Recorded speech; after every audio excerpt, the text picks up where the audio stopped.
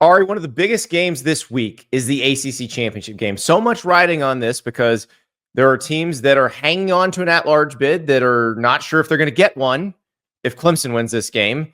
They're really rooting for SMU. So a lot at play here, plus a spot in the college football playoff for the winner, possibly for the loser if it's SMU.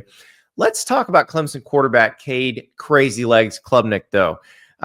This guy, I don't know what it is, Ari.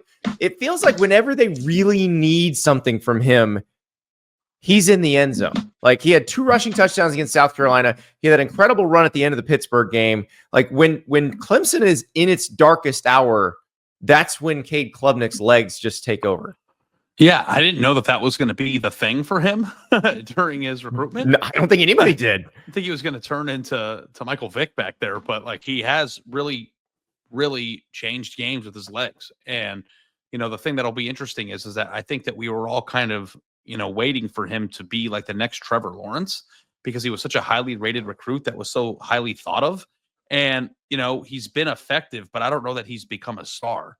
And could you imagine the potential of what could be for his story, for his legacy, if he were to show up in a big way and get this Clemson team that felt dead 2 weeks ago into the playoff and maybe make a run there? As Dabo said, they could be the first 9-3 team to ever win a national title.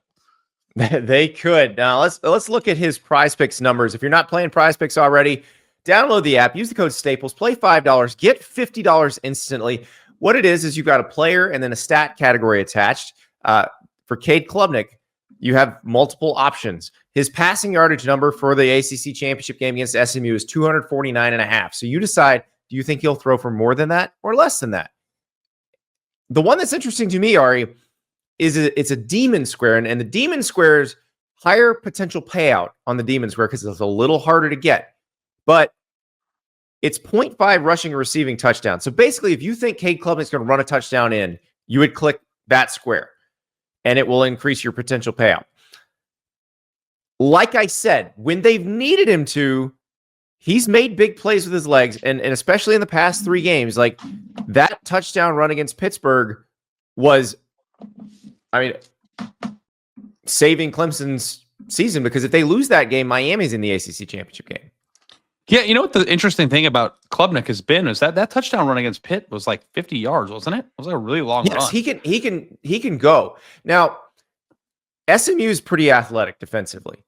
So can he break away from them? I don't know.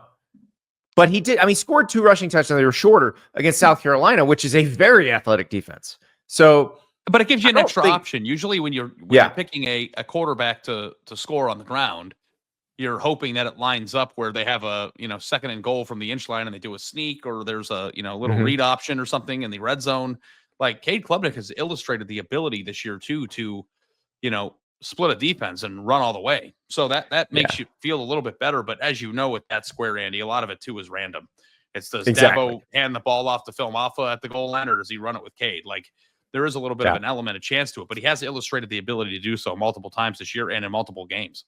And clearly there's an expectation for him to throw touchdown passes. He's got a demon square of more than 2.5. So if you think he's going to throw for 3 or more, you hit that one.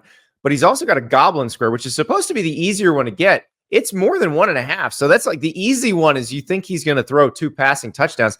This game feels a little shootout-y to me, Ari, because the quarterback on the other side, Kevin Jennings, is also really good. And I think we're going to see both these QBs put up some good numbers in this game. Well, if you think that Clemson can exist and win in a shootout, then, that is going to answer some questions about whether this team is equipped to compete in the playoff if they make it. Like, I don't know that they have really existed in one. And anytime they've gotten into the 40s, they've been winning in a blowout. Like, what the closest thing to a shootout that they've had this year is NC State, and they still won that game by 24.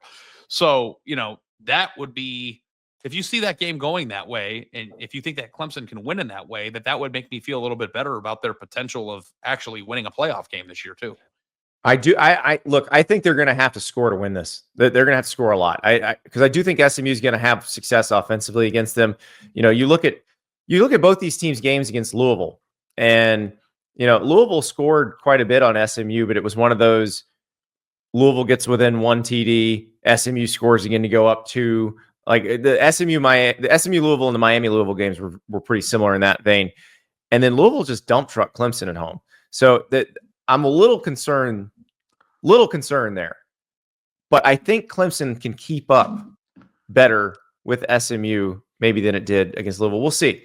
I mean, there's a lot at stake here. But Cade Klubnik is going to have a great game. He's going to have to do it with his arm and with his legs. So good luck, Crazy Legs.